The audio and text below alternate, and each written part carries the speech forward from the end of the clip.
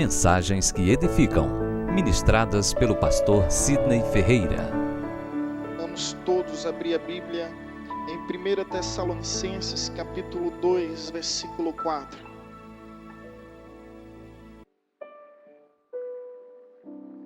Primeiro Tessalonicenses capítulo 2, versículo 4. Os irmãos encontraram? Posso ouvir um amém? Glória a Deus. Assim está escrito: mas, assim como fomos aprovados por Deus, para que o Evangelho nos fosse confiado, assim falamos, não para agradar aos homens, mas a Deus, que prova os nossos corações. Pois nunca usamos de palavras lisonjeiras, como sabeis, nem agimos com intuitos gananciosos. Deus é testemunha. Nem buscamos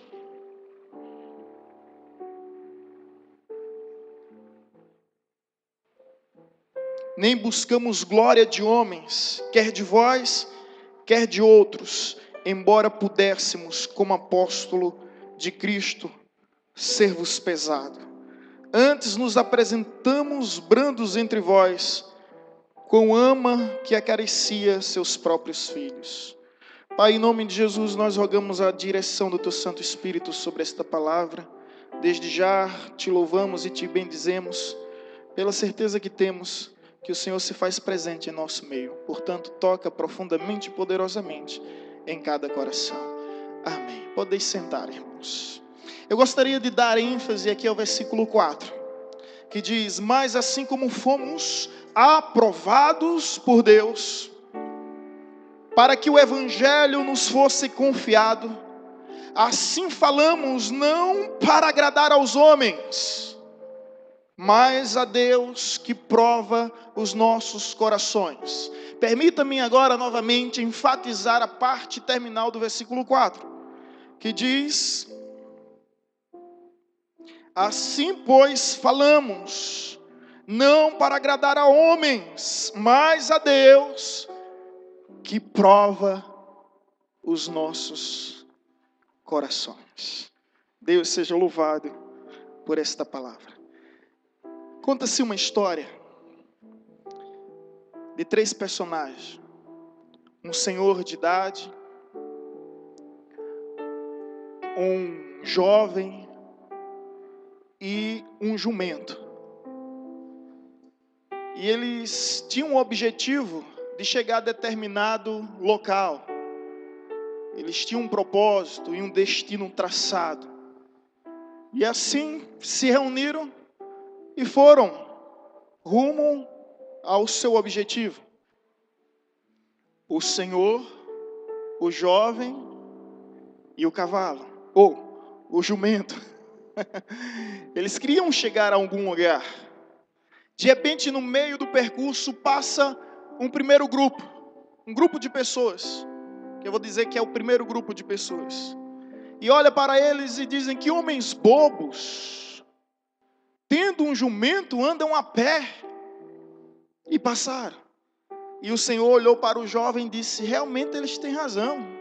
Nós temos um animal que serve como carga, como meio de transporte, e nós estamos andando a pé. Vamos fazer o seguinte: eu vou no jumento e você vai andando.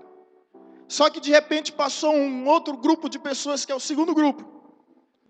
E quando viu o Senhor sentado no jumento e o jovem, um garotinho, a pé, disse: mas que homem tão covarde!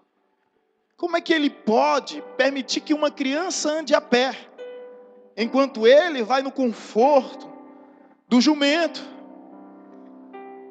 Passou o segundo grupo, ele desce do jumento e disse: então vamos fazer o contrário, vai tu no jumento e eu fico aqui andando. E aí veio o terceiro grupo de pessoas que passaram nesse mesmo percurso e disseram: mas que menino tão egoísta, deixa um senhor de idade andando e ele vai sozinho no jumento. Mas que absurdo, como é que isso é possível? E passa esse grupo e o menino desce e fala: olha, vamos fazer o seguinte, vamos nós dois no jumento. E sobe os dois no jumento. O ancião e o garotão. O senhor de idade e o jovem. E agora os dois. E vem um terceiro grupo de pessoas. Passa um grupo de pessoas nesse mesmo percurso. Simplesmente observa a vista a uma certa distância e diz: mas que absurdo! Esses homens são ignorantes, são brutos. Como é que eles podem estar dois homens num jumentinho? Coitado do jumentinho. E passam. E o Senhor olha para o jovem e diz: vamos descer. E o jovem olha para o Senhor: e agora o que é que vamos fazer? Vamos voltar. E voltaram. Desistiram do propósito. Desistiram do objetivo. Desistiram da meta. Desistiram do destino. Simplesmente abdicaram dos seus sonhos. E deixaram de realizar e concretizar o seu ideal. Moral da história: não há como agradar a todos.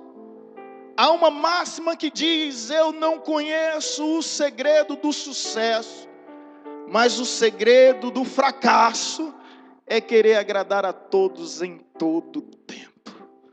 Olhe para o seu irmão e diga: não cometa você esse erro. Não cometa você esse erro. Infelizmente somos forçados diariamente pelas situações da vida a querer agradar aos homens, a procurar satisfazer os desejos e vontades humanas. E a grande verdade é que esse é o maior motivo do fracasso. É quando você querer agradar a todos, você adquire uma dupla ou múltipla personalidade. Você perde o seu caráter.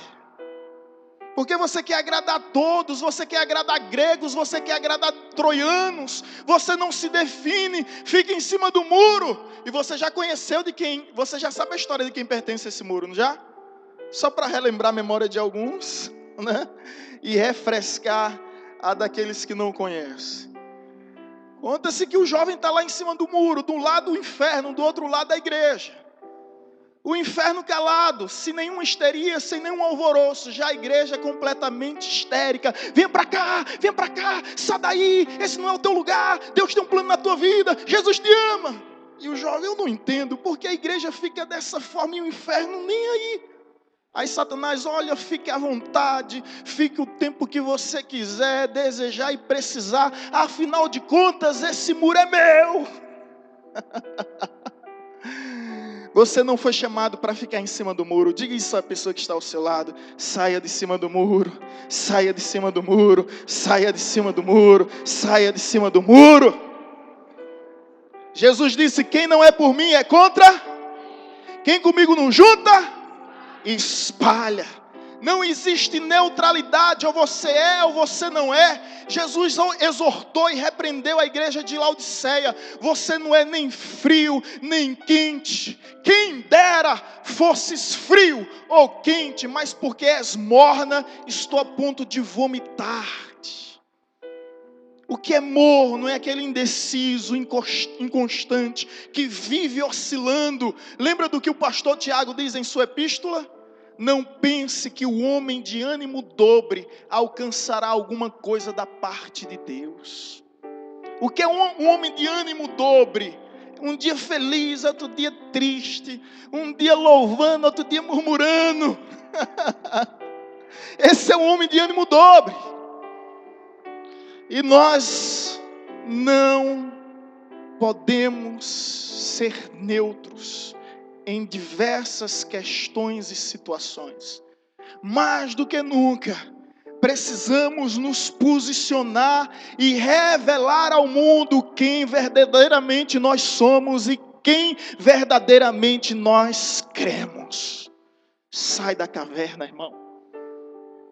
É hora de revelar que nós temos um Deus poderoso e grandioso, que é capaz de mudar a nossa história. E se você crê nisso, erga suas mãos e aplauda com toda a sua força e com toda a sua fé. Aleluia! Glória a Deus! Aleluia! Não podemos e não devemos cair no erro de querer agradar os homens. Precisamos nos posicionar. Por isso o apóstolo Paulo diz: mas assim como, presta bem atenção, fomos aprovados por quem? Por Deus, para que o evangelho nos fosse confiado. Assim falamos, vivemos e agimos, não para agradar os homens, mas para agradar a Deus. Eu não sei se você consegue receber esta palavra, mas ao receber eu me estremeço pelo impacto que é gerado em mim. Olha bem, assim como nós fomos aprovados por Deus, Ele nos confiou o evangelho, as boas novas da salvação. Meus irmãos, olha bem para mim. Deus poderia ser muito bem mais prático. E eu diria que Ele não somente seria mais prático, como seria até mesmo mais preciso, se Ele tivesse aprovado os anjos para anunciar o evangelho. Seria tudo mais simples, não seria? Mas Ele não aprovou os anjos e todas as miríades de seres celestiais, querubins, serafins, arcanjos, 24 anciãos, 4 seres viventes, que a Bíblia fala que são miríades, inumerosas, incontáveis. Deus poderia simplesmente aprovar os anjos, mas a Bíblia em outra passagem nos diz que Deus rejeitou os anjos. Os anjos anelaram, almejaram e desejaram serem testemunhas do evangelho, ser arautos do reino, ser proclamadores desta palavra. Mas Deus disse não aos anjos dos céus para poder dizer sim aos santos da terra. E esse santo é você, meu irmão. Esse santo é você. Agora tudo seria mais simples, porque primeiro os anjos são seres reluzentes, de aspecto, encantador e admirável. Os anjos são seres que têm capacidade de se teletransportar. De repente está aqui, imediatamente pode estar em qualquer lugar, até mesmo na ilha de Madagascar. Sai da ilha de Paulo Afonso e está lá na ilha de Madagascar. Os anjos são poliglotas, falam todos os idiomas, dialetos, inclusive as línguas mortas e perdidas na história da humanidade. Os anjos conhecem toda a história e têm poderes, dado obviamente por Deus, para fazer sinais, maravilhas, prodígios e milagres, para que as pessoas fiquem perplexas, atordoadas, atônitas, diante de tamanho esplendor, diante de tamanhas proezas. Tudo seria mais simples, mas a Bíblia nos diz que nós é que fomos aprovados. E quando diz que você foi aprovado, que eu fui aprovado, que nós fomos aprovados, é que os anjos não foram aprovados. Deus rejeitou e recusou a proposta dos próprios anjos de nos representar. Ele escolheu a mim, Ele escolheu a você, a despeito de toda a nossa fragilidade, limitação, deficiência, problemas e imperfeições. Deus mesmo assim decide investir em mim, decide investir em ti. Ele não desiste de nós. Ele não desiste de nós. Quando Deus olhou dos céus, Ele apontou o dedo e disse: é você, e não há ninguém que possa lhe deter, é você. Se Deus disse, está dito. Se Ele decretou, está decretado. Pode aplaudir ao Senhor.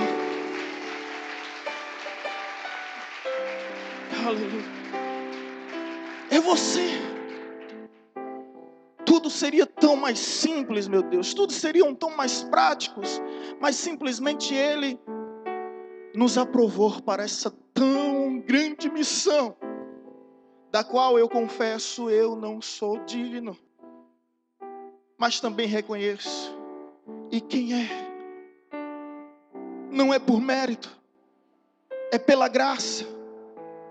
Não se trata de habilidades, se trata de dádiva. Não é questão de talento, é dom. Jesus lhe aprovou em meio à multidão. Talvez você seja o único cristão na sua casa, você é o aprovado do seu lar. Talvez você seja o único cristão do seu bairro, da sua escola, do seu trabalho. Você é aquele que Deus olha dos céus para a terra e diz: este é aprovado por mim, e a ele eu confio a proclamação do Evangelho. Se existe uma coisa que eu me envaideço, me glorio, é justamente nesse fato de ter sido escolhido por Cristo. Como Ele mesmo disse: não pense que foram vocês que me escolheu. Não, eu antes que vos escolhi. Nós o amamos porque Ele nos amou primeiro. Tudo vem dEle, por meio dEle, para Ele são todas as coisas nos céus e na terra. A Ele a glória pelos séculos dos séculos, para todos sempre. E toda a igreja declare amém, amém, amém. Aleluia. Você tem seus problemas, você tem suas deficiências, você tem seus pecados, você tem, enfim, suas limitações, mas Deus aprovou você e confiou tão grande obra. Esse tesouro foi colocado em vasos de barro para que a glória da excelência do louvor seja sempre dele, não nossa. Como dizia Moody acerca dessa graça tão imensa, o evangelista Moody, ele dizia: nós somos copos furados debaixo de uma fonte inesgotável de águas vivas. Enquanto o copo furado estiver debaixo dessa fonte, ele não vai estar simplesmente cheio, mas vai estar transbordando. Agora tira o copo furado dessa fonte, o que é que vai acontecer? Ele vai sair cheio, mas na medida que o tempo passa, ele vai secando, porque ele é furado. Ele é furado. E somos nós. Tudo que temos, tudo que somos, é mediante a graça de Deus que tem sido manifesta em nossas vidas. Porque Deus de fato escolheu as coisas loucas deste mundo para confundir e enganar aquelas que acham que são sábias. E escolheu aqueles que não são, para ludibriar e enlouquecer aqueles que pensam que são.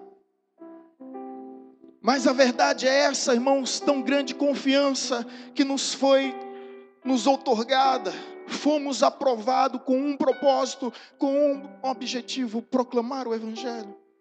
Por isso não podemos negociar o Evangelho. Por isso não podemos comercializar o Evangelho. Recentemente disse uma palavra de John Hus que dizia: eu prefiro ofendê-los com a verdade do que matá-lo com a mentira. Nós temos esse compromisso com o Evangelho. Doa quem doer. Ache bom quem quiser achar. Nosso objetivo maior é agradar aquele que nos alistou, nos arregimentou para fazer parte do seu exército. Os anjos têm muitas e muitas e muitas coisas que nós não temos. Eu citei apenas algumas. Mas nós só temos uma coisa que eles não têm e nunca vão ter. E por isso Deus nos escolheu. É o poder do testemunho. Repita comigo: o poder do testemunho. Os anjos jamais poderiam sentar do lado de alguém e dizer: eu era alcoólatra, mas Jesus mudou a minha história. Eu era um promíscuo, pervertido, imoral, indecente, prostituto, avarento, mas Jesus mudou a minha vida e a minha história. Eu era um viciado, dependente, mentiroso, cafajeste, canalha, traía minha esposa, roubava no trabalho. Mas Jesus mudou meu viver. Jesus mudou meu ser. Os anjos não têm esse poder. E nós somos impactados através desse poder, porque quando nós encontramos uma pessoa que realmente conseguiu superar suas próprias limitações, simplesmente brota em nós a esperança de que, se ele conseguiu, eu também posso. Se Deus fez isso na vida dele, também pode fazer na minha. Por isso nós fomos aprovados por Deus pelo testemunho. Então preze pelo seu testemunho, meu irmão. Ele é mais importante do que os dons. Ele é mais importante do que os talentos. Ele é mais importante do que tuas habilidades, do que tuas aptidões. Preze pelo seu testemunho, para que o evangelho não seja censurado através da sua vida, para que você possa falar de Jesus em qualquer hora, em qualquer lugar, diante de qualquer pessoa, sem ter do que se envergonhar, como diz o apóstolo Paulo em 1 Coríntios 9:27, por isso esmurro o meu corpo e levo à escravidão, para que tendo pregado a outros, não venha eu mesmo envergonhado.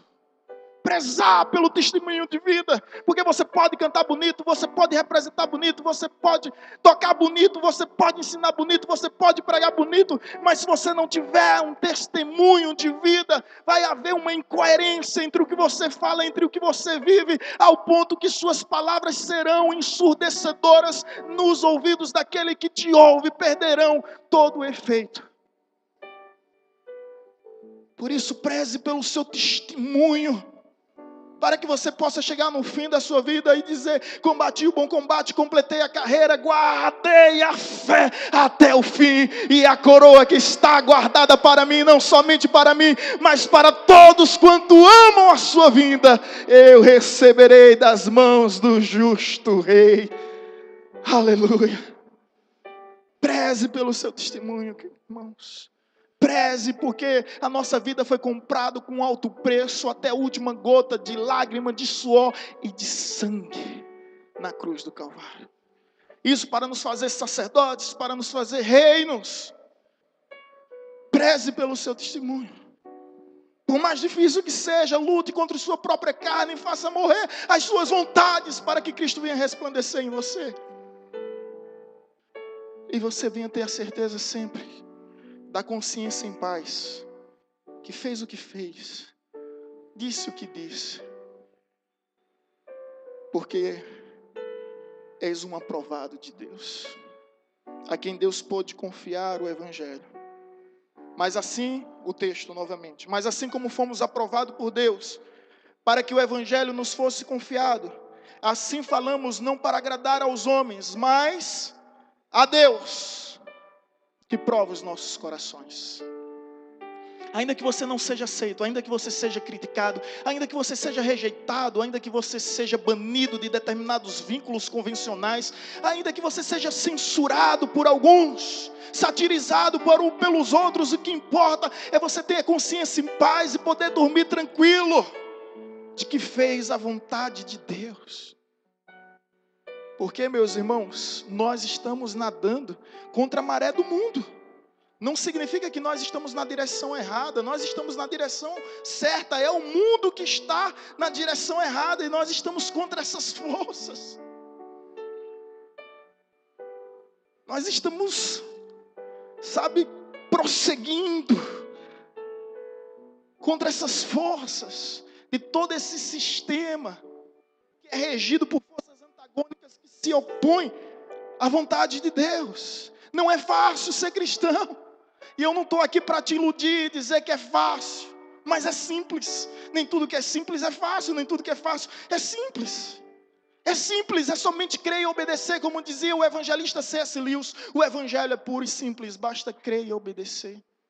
E como dizia Thales Roberto, a gente é quem complica tudo. Não é isso que ele diz numa canção? A gente é quem complica tudo. Fácil demais viver em paz, a gente é quem complica tudo. O evangelho é simples. Crer e obedecer e viver para Deus, por Deus, assumir esse compromisso com Ele. Nós fomos aprovados por Deus para agradar a Deus, mas diariamente nós somos tentados a agradar os homens. Diariamente, no teu trabalho, nos teus convívios, até mesmo em ministérios, até mesmo dentro da igreja.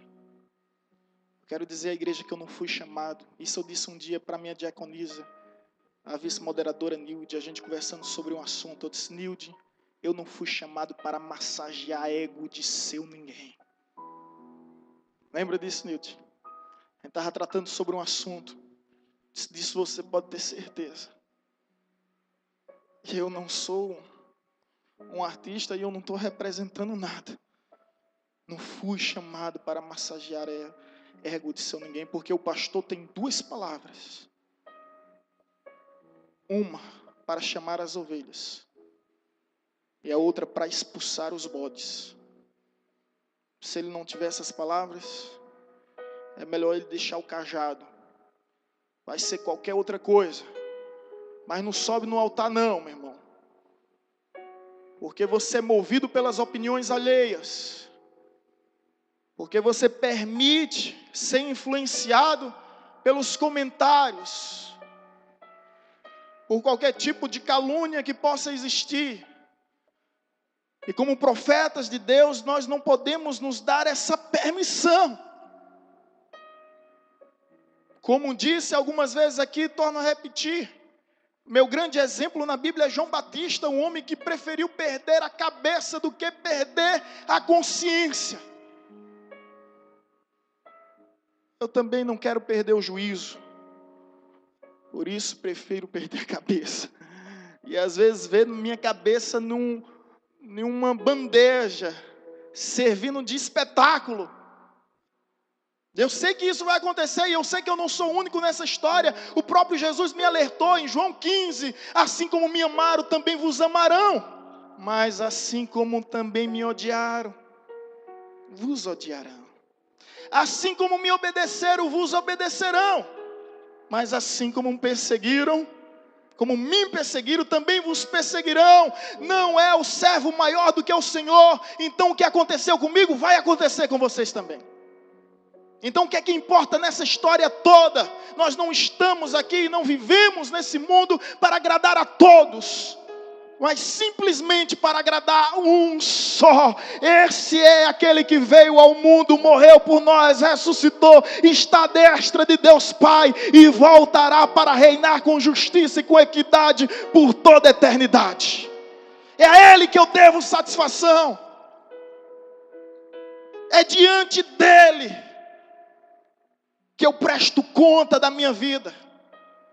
O altar não pode ser de modo algum um palanque, porque a igreja é um templo, não é um clube. E nós viemos aqui para um culto e não para um show. A centralidade é Cristo. E o nosso culto não é movido pelo antropocentrismo. Então hoje à noite eu me sinto movido por essas palavras do apóstolo Paulo para dizer que não devemos agradar a todos. Você vai padecer perseguições, porque está escrito: todos aqueles que querem viver piedosamente em Cristo Jesus padecerão perseguições. E quando as perseguições vierem, saiba disso, ouça a voz do teu Deus que te diz: bem-aventurados sois quando vos perseguirem, vos injuriarem e vos caluniarem e disserem mal a vosso respeito. Exultai-vos e alegrai-vos, porque grande, grande, grande é o vosso galardão no reino dos céus. Deixam falar, deixam atirar as pedras, não atiram pedras em árvores que não dão frutos. Então, meu irmão, se você está dando fruto, prepara-se para as pedradas, mas pega essas pedradas, constrói o teu altar e adora o teu Deus. É assim que nós devemos viver. É assim que nós devemos ser. Agora, meu problema, e presta bem atenção nisso, é quando todos vos elogiarem, quando todos vos bajularem. Sabe o que é que diz a Bíblia? Ai de vós, ai de vós. Bem-aventurado é quando fores perseguido e caluniado, mas ai de vós quando todos vos aplaudirem. Sabe por quê? Porque você está se identificando com o mundo, porque você se tornou tão mundano quanto esse mundo. E aqui, irmãos, eu gostaria de pontuar algumas verdades sobre essa passagem, onde o apóstolo Paulo diz que fomos aprovados por Deus, que o evangelho foi nos confiado para agradar a Deus e não aos homens. Primeira verdade dessa passagem é que nós somos profetas, nós não somos artistas. E um profeta não fala o que ele quer e não faz o que ele quer. Ele é movido por Deus para falar o que Deus lhe direcionou. O profeta, como todos, foram perseguidos, até João Batista. E não há profeta sem perseguição, porque nós estamos na contramão. Seja você um profeta na sua casa, com amor, com sabedoria, mas não se cale, sabendo que você tem autoridade da parte de Deus para mudar vidas, para mudar história. Abra a sua boca, que Deus se responsabiliza pelas suas palavras. Profetas, não somos artistas. Tem muitos construindo uma carreira gospel em nossos dias, que deixaram de ser profeta. E eu vi um desses, e eu não quero julgá-lo pelo momento, mas diante desse momento, meu Deus, eu me senti escandalizado. Ele estava no programa de Jô Soares, falou de tudo, menos de Jesus. Será que deixou de ser um profeta? Nós não podemos perder em momento algum essa consciência de que somos profetas, atalaias, arautos do rei, que fomos ungidos, separados, consagrados, revestidos para anunciar aquilo que Deus deseja que o mundo venha saber. Profeta, meu irmão, sinta, receba sobre você agora essa unção profética, nessa hora, nesse momento, para poder anunciar com autoridade, com ousadia, ao ponto que nenhuma lei, nenhuma autoridade venha te calar ou te intercalar. Como diziam os apóstolos, nós não podemos deixar de falar daquilo que vimos e daquilo que ouvimos. O que importa é agradar a Deus e não aos homens. Que você seja movido, impulsionado por essa verdade. Porque você foi chamado por Deus para ser profeta e não artistas. Nós não podemos usar a arte que Deus nos deu para nos exibir. Atenção, ministério de dança, eis aqui também uma exortação.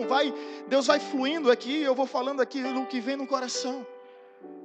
O único momento na Bíblia que a mulher dançou para o homem, um profeta perdeu a cabeça. Salomé dançou para Herodes, para atender os desejos de Herodiana. Estava lá dançando para o homem.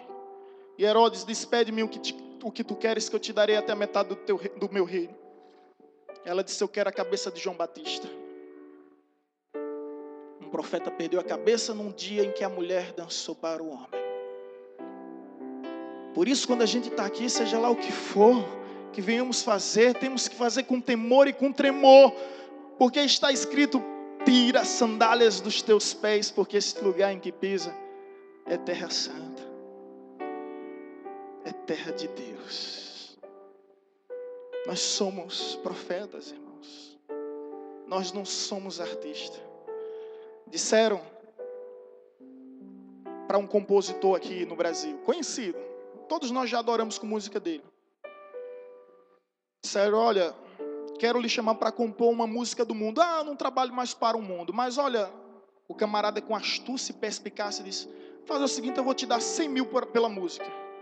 Então vamos conversar direito aí. Como fica? Aí disse: você aceita por 100 mil? Eu aceito. E se for por 10 mil reais? Que absurdo é esse? Você disse 100 mil e agora disse 10 mil, mudou de palavra, está faltando com sua palavra. Que tipo de homem você é? Não, eu sei que tipo de homem eu sou. Eu só quero saber que tipo de homem você é e qual é o seu valor. E dizem por aí que tudo tem um preço. Realmente tudo tem um preço. E o nosso preço já foi pago na cruz do Calvário. Pelo sangue de Cristo Jesus. A nossa coroa é a coroa da vida, é a coroa da glória, é a coroa incorruptível, é aquela que não se deprecia com o tempo, que não é deteriorada com os anos, é aquela cuja ferrugem não corrói, cujos ladrões não roubam. A nossa coroa e o nosso tesouro está nos céus, guardado em Deus. Aleluia. Chegaram para Billy Graham, o maior evangelista do século XX. Não lembro quem foi o presidente dos Estados Unidos, salvo falha a memória, eu creio que foi Bill Clinton. Chegou para ele e disse: eu quero te chamar para ser ministro na minha gestão. Ele era, Billy Graham, era conselheiro do presidente. Ficava no Pentágono, na Casa Branca, aconselhando o presidente e as autoridades. Sabe o que foi que Billy Graham disse para ele? Billy Graham, pastor, como é que é? Quero me convidar para ser ministro da minha gestão. Você quer me rebaixar? Eu já sou ministro do reino de Deus. Você quer me rebaixar? Meu Deus, que tamanha convicção é essa? Eu não estou dizendo que sou contra cristão na política. Nós precisamos de cristão lá fazendo a diferença. O que eu estou querendo dizer é que não existe posição mais nobre do que essa que nós temos. Sermos profetas de Deus nessa terra, aprovado pelo Senhor, que nos confiou a sua maravilhosa, grandiosa e poderosa palavra. Aleluia!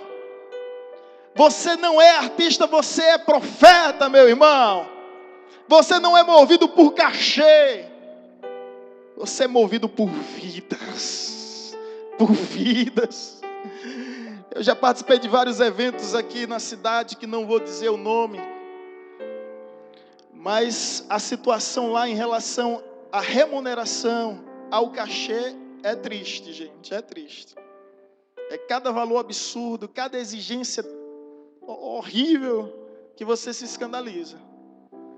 Aí a gente às vezes pergunta, não sou contra você receber uma oferta, porque vivem disso, abandonaram o emprego, querem comprar bons instrumentos e tem a família para manter. Mas tem situações que não passa de avareza, de ganância, de usura. Situações tristes, e nós estamos percebendo que estão surgindo muitos artistas e poucos profetas. Seja você um profeta, meu irmão, através do dom que Deus te deu. Se é da dança, profetize. Se é do teatro, profetize. Se é do coral, profetize. Se é do louvor, profetize. Se é do ensino, profetize. Se é da pregação, profetize. Aonde você estiver, profetize em nome de Jesus. A outra verdade sobre essa palavra: primeiro, não somos artistas, somos profetas. E a segunda, irmãos, é que nós somos servos. Nós não somos celebridades. Deus nos chamou para ser servos. A minha maior vocação é servir. Um dia eu não consegui servir com as habilidades que Deus me deu, que eu aprimorei com os meus esforços. Então, se eu não vivo para servir, como diz a máxima, não sirvo para viver. Minha maior vocação não é ser pastor, não é ser pregador, é ser servo. Afinal de contas, quando Jesus vier, Ele vem atrás dos servos. Por que eu digo isso? Porque existem muitas pessoas movidas a cargos, muitas pessoas movidas a títulos. Ah, pastor, o meu lugar é no altar. Pega uma vassoura e vai varrer o altar. Não, irmão. É tão simples. Porque o nosso chamado é servir. E Deus tirou aquele que estava por detrás das malhadas, dos currais, cuidando de ovelhinhas, lá nos apriscos de Israel, para colocar do menor lugar ao maior lugar. Fez dele como um rei e um dos maiores reis de Israel. Tirou José do cárcere, da prisão, das algemas, dos açoites, dos grilhões, das cadeias, e colocou no lugar de governador no Egito. É esse o nosso Deus, que de uma hora para outra faz o que quer conforme lhe apraz. José foi dormir escravo, mas quando acordou governador de todo o Egito.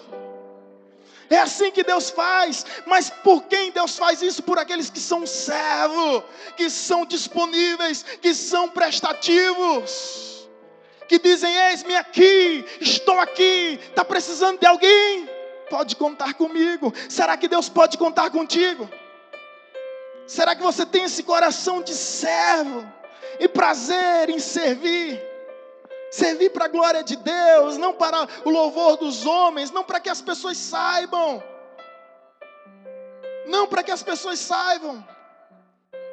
Teve um dia que Deus falou um coração do pastor que estava lá, ah, meu Deus, a igreja está crescendo, muitas pessoas se convertendo, e tudo graças a minhas mensagens e ao meu sermão. E Deus disse, não.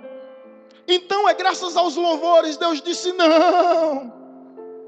Então é graças ao coral, não, o teatro não, a dança não. Então, meu Deus, porque estamos vivendo esse grande momento?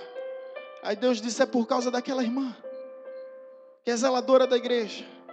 E nos dias que não tem ninguém na igreja, ela vai em banco, ajoelhada, pedindo para que Deus salve as vidas que lá adentrarão mais tarde para o culto de louvor e de adoração. Mas Deus, aquela irmãzinha, ela nunca falou, nunca pegou no microfone, nunca subiu no altar. Ela é minha maior serva nesse lugar. Ah, meu irmão, Deus não vê como o homem vê. O homem se ilude com aparência e com formosura, mas Deus sonda o nosso coração. E é por isso que Ele escolhe o pequenininho para colocar entre os grandes e eleva o nome dos simples para que Ele esteja entre os importantes. Nós não fomos chamados para celebridade. Ei, você não deve ser o centro das atenções. O culto não é antropocêntrico, o homem no centro. O culto deve ser cristocêntrico. No momento em que o homem estiver no centro, deixa de existir um culto, começa o show. Jesus é o centro. Jesus deve ser em todo momento o centro da nossa vida. E nós devemos ser impulsionados para fazer por Ele e para Ele. De modo que se você faz algo para que alguém veja, para que alguém saiba, para impressionar ou para surpreender quem quer que seja, ei, saiba que você roubou a glória de Deus. E Deus não divide sua glória com ninguém. Momento que você faz, como já vi situações de pessoas, olha, eu já vi isso, irmãos. Olha, a igreja está pouca, vamos começar a louvar quando a igreja encher. Já vi isso. A pergunta é, para quem você está fazendo? Tem um escritor norte-americano que ele faz parábolas atuais. E ele conta uma parábola somente para a nossa reflexão. Ele diz que estavam os apóstolos. Ele contextualiza e atualiza. Estavam os apóstolos e Jesus pediu para que cada um carregasse uma pedra. E todo mundo pegou uma pedra relativamente proporcional à sua mão. E Pedro pegou um cisco. Pedro lá no meio dos apóstolos pegou um cisco e botou na mão. Estou entendendo? Jesus foi lá, orou e transformou a pedra em pão. Isso são parábolas atuais, não estão na Bíblia, tá? Aí transformou a pedra em pão. Tiago, André e os outros, João, viram aquela, oh, que maravilha, que bênção. Pedro ficou com um farelozinho de pão. Meu Deus! Não, Pedro, você vai ficar com aquilo que você proporcionou, aquilo que você fez. Tá certo. Depois Jesus disse novamente, agora cada um pega uma pedra. Todo mundo pegou a mesma pedra, mesmo tamanho, praticamente o mesmo peso. Lá vem Pedro, com um pedão, arrastando aquela pedra. Jesus disse, joguem aqui no abismo. Jogou um abismo. Todos jogaram. Pedro já suado, exausto, cansado. E Jesus simplesmente saiu andando. E Pedro, Senhor, não entendi nada. A pedra vai virar, porventura, em peixe? Não, Pedro. Só pedi para vocês lançarem. Mas qual é o propósito disso? Nenhum. Só para saber até onde vocês estão dispostos a me obedecerem. Mas, Senhor, eu peguei com tanto esforço, com tanto sacrifício. Pedro, para quem você fez? Para quem você fez? João, Maria, André, Tiago, Joana, Josefa. Ei, você, para quem você está fazendo? Ou você precisa de um resultado? Ou você precisa de uma recompensa? De um elogio? De uma retribuição? Para quem você está fazendo? Dá para pensar um pouco nisso. Nós somos servos e quando Jesus vier, Ele não vem atrás de pastores. Quando Jesus vier, Ele não vem atrás de cantores. Ele não vem atrás de tocadores. Ele não vem atrás de levitas, de presbíteros, de diáconos, de bispo, de apóstolo. Vem logo, senão vai criar um semideus. Porque cada título que os homens vão criando, não é? Hoje já existe o patriarca da nação brasileira, já colocaram esse título em um homem. Sabe o que é isso? É sede pelo poder, é ambição por posições, para se sentir superior aos demais. Quando Jesus vier, Ele não vem atrás de nada disso, e você não será reconhecido nos céus pelos seus cargos, pelos seus títulos. Quando Jesus vier, Ele virá e dirá: vinde, meu servo bom e fiel, entra no gozo do teu Senhor. Lá eu serei reconhecido por servo, você é reconhecido por servo, todos nós por servos. E servir é a nossa maior vocação, deve ser o nosso maior prazer. Quando nós somos servos, irmãos, nós não abrimos legalidade em nosso coração para lamúrias, nós não permitimos que nada venha nos ofender ou nos abater. Permita-me contar só uma história. Foi um avivamento que houve no país de Gales, eu não lembro exatamente onde, mas eu não esqueço dessa história, onde mataram o pastor que era o idealizador deste movimento de avivamento. Sua esposa deu continuidade com seus filhos, mudou a história daquele lugar, se tornou um dos países mais avivados. De repente os repórteres se uniram, foram entrevistá-la e disseram: por que você não abandonou essa terra? Por que você não deixou essa cidade? Seu esposo foi morto e você mesmo assim continuou nesta obra com este objetivo. A resposta daquela mulher é surpreendente. Ela diz: é porque eu escolhi ser humilde. Aparentemente parece aleatória, desconectada, sem nexo algum. E o homem pergunta: como assim?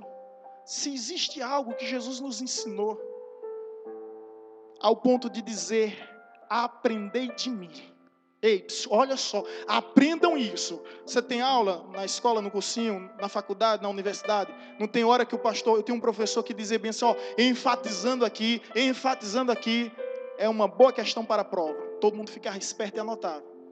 Entre todas as lições de Jesus, Jesus disse nessa hora, enfatizando aqui, preste bem atenção aqui, que isso vai cair na prova do julgamento final.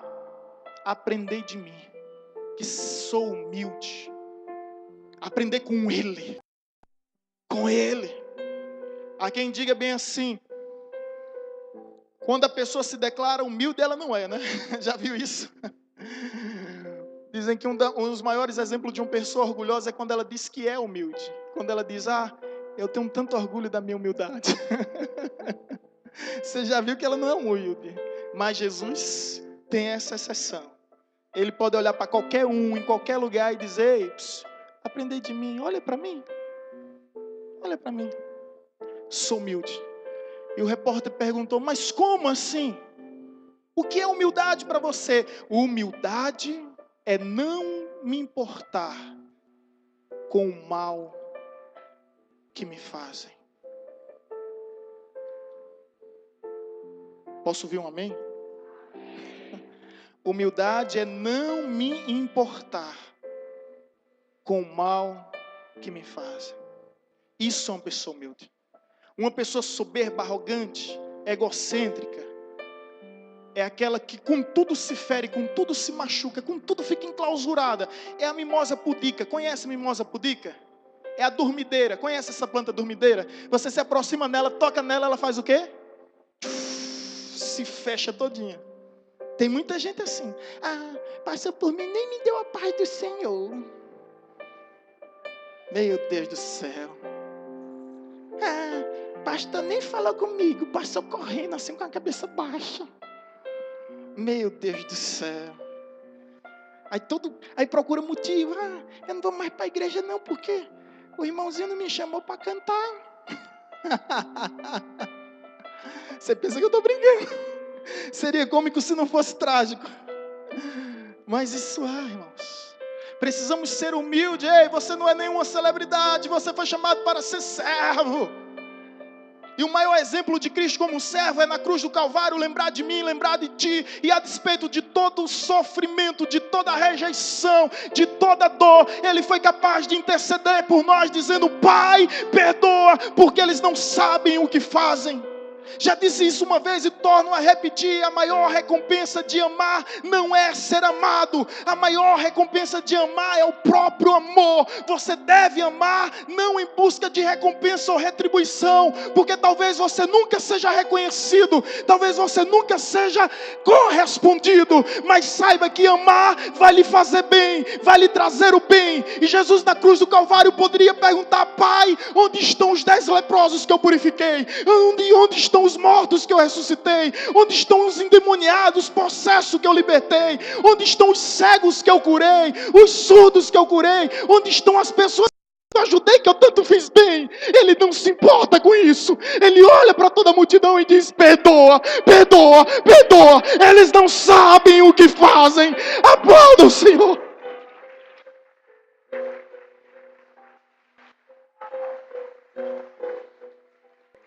É fácil? Não, não é fácil ser cristão.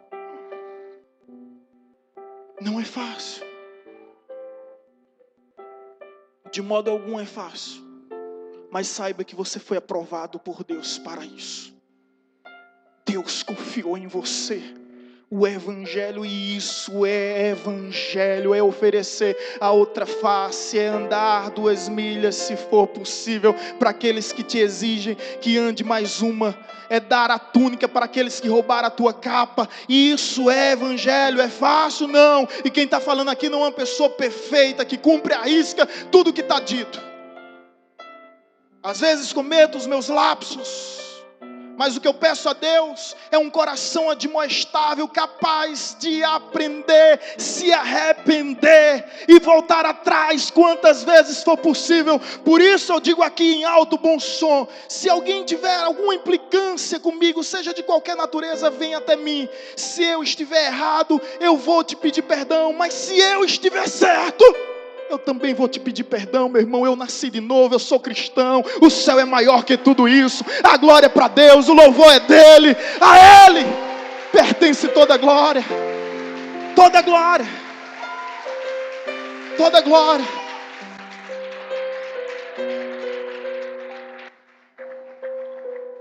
Pedir perdão não significa necessariamente reconhecer que você está errado. Admitir que você simplesmente se equivocou. Quando você pede perdão, é simplesmente porque a relação é mais importante do que qualquer intriga, do que qualquer discussão. Por isso, quer ser feliz por um momento, se vingue, vai lá, se vinga. Mas se quiser ser feliz a vida toda, perdoa. Perdoa. Ninguém merece o nosso perdão, pastor, é verdade. E nós não devemos perdoar por mérito, nós devemos perdoar porque é preciso, é necessário. É um bem que faz bem a nós mesmos. Quando você não perdoa, você vai comer, o indivíduo não deixa. Ele rouba o apetite. Você vai, senta na mesa para comer, ele vem a lembrança daquele dito cujo, ou dita cuja. Meu Deus, vai dormir, vem a insônia. Você leva o camarada, ou a mulher, sei lá quem for, para a cama, para a mesa, para tudo que é lugar. Agora, quando você perdoa, você começa a viver. E a Bíblia diz: a quem deve perdoar, perdoe, para que Satanás não alcance vantagem sobre nós. Quando você não perdoa, você coloca Satanás na sua frente. E um servo perdoa, um servo não se importa. O servo não diz: eu vou sair da igreja. Eu vou deixar o ministério. Nunca mais eu vou para os ensaios.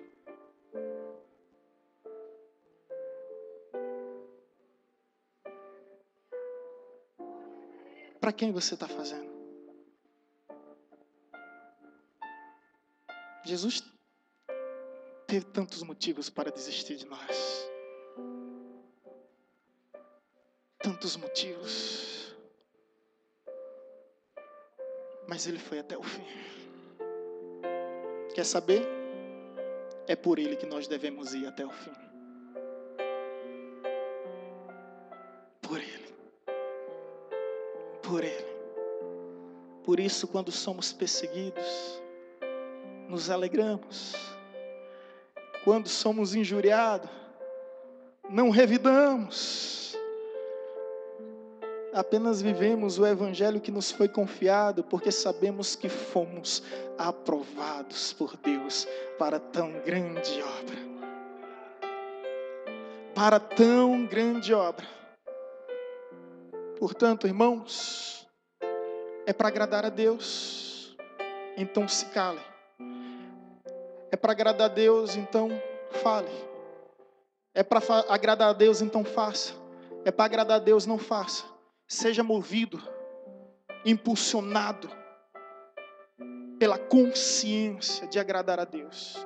Porque ainda que todos na tua casa, no teu trabalho, na tua faculdade, seja onde for, se levante contra você, mas se você tiver a consciência que você está com Deus e que Deus está contigo, saiba que do teu lado sempre haverá a grande maioria. Não há o que temer, nem a quem temer. Se Deus é por nós, quem será contra nós? Maior é aquele que está em nós do que o que está no mundo. Quem tentará a acusação contra os eleitos de Deus? É Deus quem os justifica. Se você tem esse advogado fiel à destra de Deus, aplauda aquele que advoga a tua causa, aquele que defende a tua vida.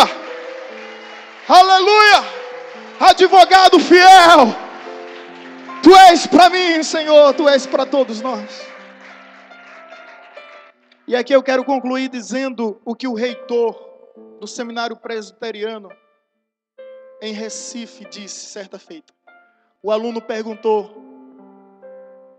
ô professor, ele lecionando, perguntou. O aluno perguntou: se a igreja hoje, ou melhor, se a igreja fosse mais perseguida, ela seria mais fiel? Ele fez essa pergunta. Professor, se a igreja hoje fosse mais perseguida, ela seria mais fiel? O professor parou, pensou, sabe aquele insight que vem como uma revelação? Não, filho. Se a igreja fosse mais fiel, ela seria mais perseguida. Consegue? Captou? Na medida que você mais se identifica com Cristo, mais perseguido você é. Prepare-se para essa verdade, para essa realidade. Outra questão, certa ocasião, alguém pensou e disse: se os cristãos parecessem mais com Cristo, o mundo amaria mais os cristãos. Que falácia e retórica tão fluente, se não fosse uma premissa completamente desconectada, desnorteada e equivocada. Retorno a repetir: se os cristãos aparecessem mais com Cristo, o mundo amaria mais os cristãos. A pergunta é: e o mundo amou a Cristo? E o mundo amou a Cristo? Amor? Eu venho vos dizer que se o cristão parecesse mais com Cristo, o mundo crucificaria mais os cristãos. E Jesus, num momento algum, nos deixou enganado. Ele simplesmente foi franco e verdadeiro quando disse: se quiserdes vir até mim, neguem a si mesmo, peguem sua cruz e me sigam. Porque viver para Deus é viver contra o mundo. A escolha é sua: ou agradar a Deus,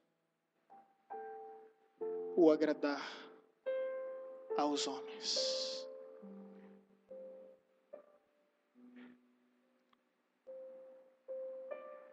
Mas assim como fomos aprovados por Deus para que o Evangelho nos fosse confiado, assim falamos, não para agradar aos homens, mas a Deus, que prova nossos corações.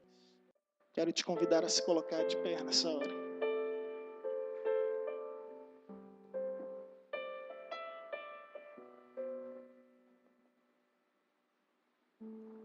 E aí, irmão? Você vai no jumentinho? Vai voltar atrás? Ou vai seguir o teu caminho? Se você tem um propósito, segue em frente. Ainda que seja de qualquer forma, siga em frente. Seja você no jumentinho, o menino no jumentinho, ou o menino no jumentinho, você embaixo, o jumentinho sem ninguém, ou o jumentinho com os dois, vá em frente. Vá em frente. Siga em frente. Olhando firmemente para o autor e consumador da nossa fé. Porque é a Ele que prestaremos conta da nossa vida. A Ele que apresentaremos o nosso labor e os frutos de nossas mãos. Portanto, saibam e não se enganem. Eu espero que ninguém se iluda. Eu amo vocês. Amo vocês.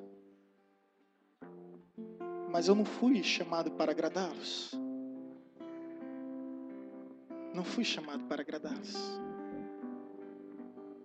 Amo vocês. Mas a minha vocação é agradar a Deus.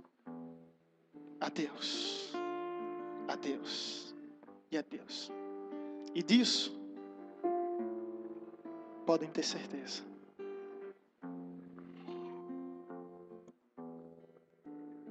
Eu não estou aqui para agradar ninguém. E eu não estou também aqui para me agradar. E se há algo que eu peço a você, é que não procure me agradar. E não procure também se agradar.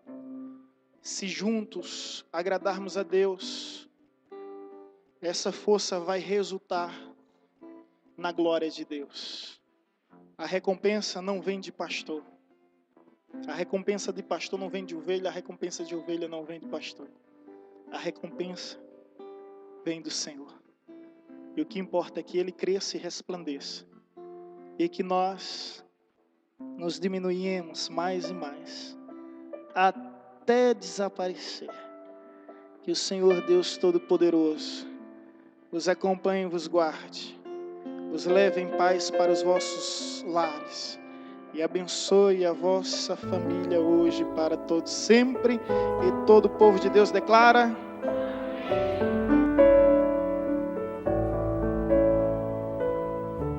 Você acabou de ouvir uma mensagem ministrada pelo pastor Sidney Ferreira, da Igreja Batista Evangelizadora.